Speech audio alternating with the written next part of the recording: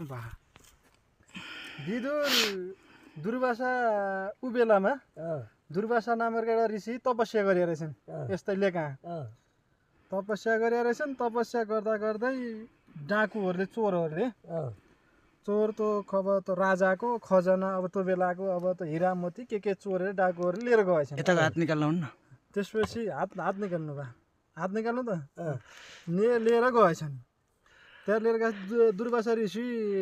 ध्यानमा रहेछन् बिहानको ध्यानमा रहेछन् चोरहरूले त्यहीँ राखेछन् र चोरहरू भागेछन् प्रहरीहरू खोज्दै खोज्दै खोज्दै खोज्दै आएछन् खोज्दै खोज्दै आएपछि ए तैँले चाहिँ चोर नै ऋषिले भनेर दुर्वासा ऋषिलाई पहिला चलाउने ओर्नेको ध्यानमा चलाउने ओर्ने गरेछन् त्यसपछि अनि दुर्वासा ऋषि निस्किएपछि मैले चोरे आएन केही गरे आएन भनेपछि तँ नचोर कल चोर त तेरो घरमा तेरा यी खर खजना कहाँ आयो त तँ नचोरे भा भनेर भनेपछि लगेर राजाले फल्ना ऋषिले चाहिँ चोरे त्यो राजालाई सुलिया चढाउनु पर्छ भनेर त्यो राजाले सजाइदिएछन् त्यो ऋषिलाई सजाइदिएछन् ऋषिलाई सजाइदिएपछि ऋषिलाई सुलीमा चढाएछन् अब 2 वर्ष 4 वर्ष कति वर्ष पछाडि अब त्यो बेलाका ऋषिहरू धेरै वर्ष बाँच्ने के अरे अनि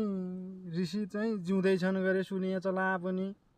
भने फेरि राजा थिम खबर पुगेछ त्यहाँ सुलीबाट झारेपछि ऋषिलाई जात्रै पिर परेछ पिर परेपछि अब के गर्ने त कहाँ जान्दै न्याय खोज्न भनेपछि माथि धर्मराज कहाँ न्याय खोज्न चाहिँ जसले चाहिँ तुलो बनाएर जसले जोग थियो त्यही गएर धर्मराजका गुरु थिम गएछन् दुर्वासा ऋषि उहाँ धर्मराज थिम पुगेछन् पुगेपछि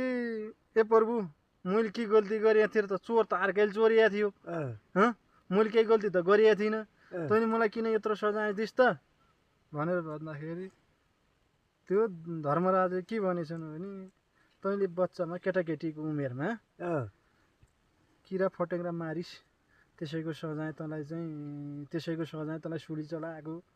भने धर्मराजले भनेछन् त्यसो भनेपछि दुर्वासा ऋषिलाई जात्रै जनपिर परेछ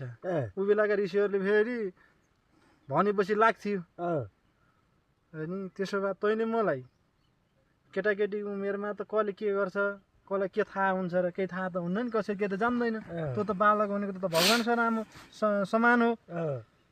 भनेपछि तैँले मलाई यत्रो सजाय दिइस् हेरे धर्मराज तँलाई